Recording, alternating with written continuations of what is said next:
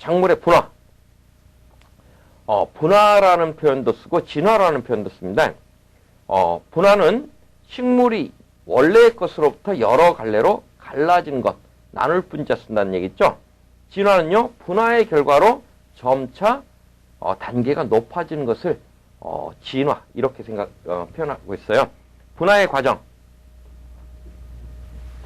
그러면 작물이 원종에서 여러 가지로 갈라질 때는 왜 어떤 이유로 갈라질까요? 갈라지는 가장 큰 원인은 변이입니다. 그래서 이 변이에 보면 뭐 유전적 변이도 있고 환경적 변이도 있고 하는데, 유전적 변이냐 환경적 변이냐 하는 내용은 뒤쪽에 6종에서 다루기로 하고요. 일단 여기서는 작물의 분화 과정만 보도록 하겠습니다. 어떠한 변이가 발생하게 되면 도태되는 것도 있을 거고요. 적응하는 게 있겠죠. 그래서 도태되는 것들은 자동적으로 쥐가 없어집니다. 근데 적응하는 것들은 이제 계속 살아남겠죠. 그리고 나서 순화라는 과정을 거쳐요. 순화한다는 얘기는 우리 14페이지 한번 볼까요? 순화, 어떤 생태 환경 및 조건에 오래 생육하면서 더 잘 적응하는 것이다. 야생의 식물이 오랜 시간 특정 환경에 적응 및 선발을 가져오는 동안 그 환경에 적응하여 특성이 변화되는 것을 우리가 순화라고 얘기를 합니다. 그래서 변이체가 그 환경에 도태돼서 없어질 수도 있고 적응해서 계속 살아남다 보면 그 환경이 완전히 동화되는 시점을 우리가 순화라고 얘기를 하고요. 그리고 맨 마지막에 이 고립이란 고립 또는 격절 이런 표현이 나오는데, 이 고립되게 되면 한 가지 품종으로 완전히 고정이 된다라는 개념이에요. 우리 이제 그 14페이지 4번 한번 보죠. 고립. 분화의 마지막 과정은 성립된 적응형들이 유전적 안전 상태를 유지하는 것으로 적응형 상호 유전적 교섭이 생기지 않아야 하는데, 이를 격절 또는 고립이라 한다. 그래서 유전적 안전 상태. 고립이라는 개념은 이제 그 한 가지 품종으로 완전히 유전적으로 안정화되어 있다는 표현이 있겠죠. 그럼 적응이나 변이에서 적응 단계에서는 유전적으로 굉장히 불안정한 상태고요. 순화될 때는요, 순화 과정에서는 이게 이제 환경에 거의 적응이 맞춰가는 관계고, 그리고 고립 격절 단계에서는 이게 한 가지 품종으로 유전적으로 완전히 안정되는 상태.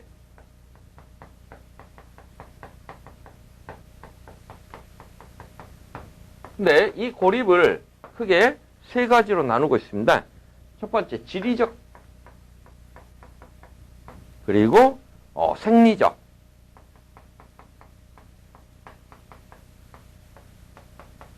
인위적. 그래서 지리적 격절, 생리적 격절, 인위적 격절 이런 표현이 나오는데요. 지리적 격절이라는 것은 지리적으로 떨어져 있기 때문에 다윈이라는 사람이 갈라파고스 섬에 갔습니다. 갈라파고스 섬은 바다 한가운데 외따로 있던 섬이었죠. 그 섬에 갔더니 그동안 다윈이 봐왔던 여러 가지 생명체와는 전혀 다른 생명체가 살고 있더라. 여러분들 그 TV에서 많이들 보셨을 거 아니에요. 그 거북이를 봤더니 거북이가 전혀 다르게 생겼더라.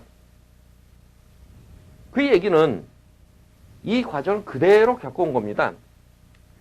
지리적으로 너무 동떨어져 있다 보니까 그 섬에 맞게 적응하고 그 환경에 순화되고, 그리고 지리적으로 떨어져 있다 보니까 다른 품종에 유전적으로 그 교섭이 안 되면서 아예 고립되는 이런 형태, 지리적으로 떨어져 있는 상태를 우리가 지리적 격절이라고 하고요. 생리적 격절. 생리적이라는 얘기는 이제 대표적인 게 식물에서는 개화 시기를 얘기를 합니다.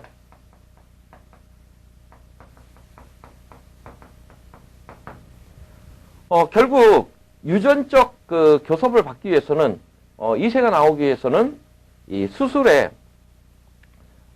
꽃가루가 암술에 가서 수분이 되고 수정이 돼야만 새로운 유전 형질이 나오는데 꽃피는 시기가 서로 다르다. 이랬을 때는요.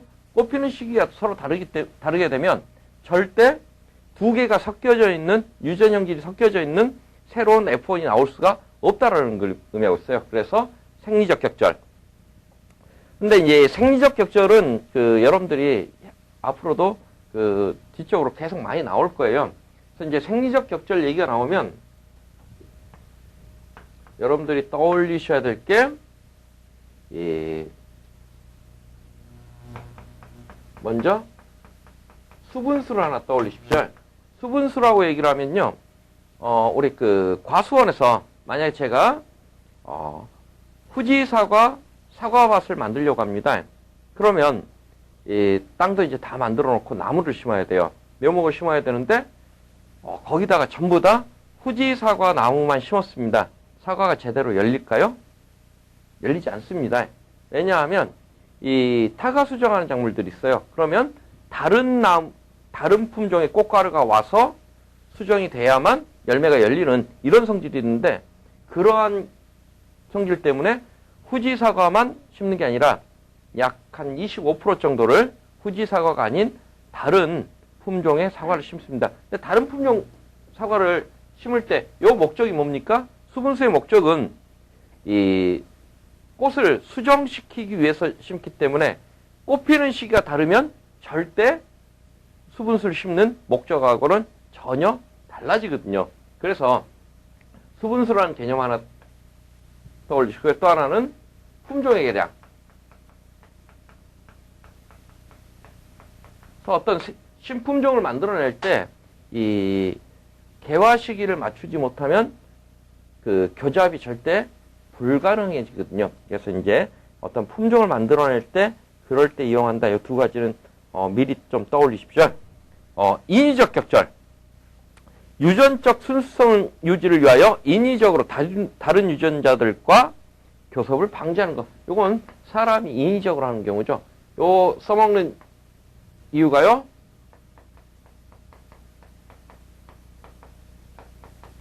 어떤 우량 품종의 특성을 그대로 보존하기 위해서는요. 또는 어떤 종자를 생산할 때 우리가 원하지 않는 꽃가루가 날라들어와서 종자가 생산됐다. 그러면 검정 콩일 것이라고 콩이 생산될 거라고 콩을 심었습니다. 근데 검정 콩이 한 80%에 하얀 콩이 한 20% 나왔다. 이랬을 경우에 유전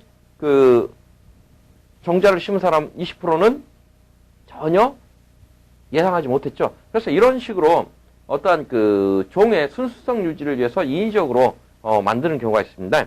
그리고 작물의 재배 이론. 작물의 재배 이론, 수량의 삼각형이라는 얘기를 하는데요. 그래서 수량 삼각형, 환경하고 그리고 유전성,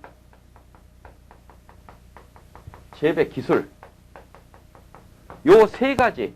그러면 이 삼각형의 면적이 가장 넓어지려면요.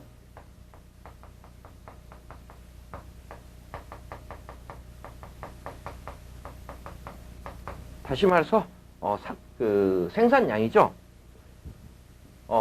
이 삼각형의 면적이 가장 넓어지려면 세 변의 길이가 골고루 넓어져야만 생산량이 많이 나오더라는 얘기예요. 그래서 결국 우리가 수확량을 결정하는 것은 환경, 재배 환경이나 작물의 유전성, 그리고 재배 기술, 이 세 가지가 고르게 발달해야만 우리가 원하는 수확량이, 생산량이 나올 수 있다 하는 것들을 의미하고요.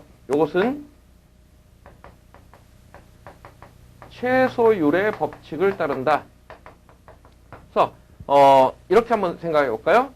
환경도 좋고 기술도 발달했습니다. 근데 우리가 심은 작물의 유전성이 별로 안 좋다. 그럼 면적이 많이 나옵니까? 안 나옵니까? 많이 안 나오죠. 그래서 기술도 발달하고 환경도 좋고 유전성도 좋아야만 면적이 증가하더라. 그래서 이 세 개가 고르게 발달해야 된다는 걸 의미하고 있습니다.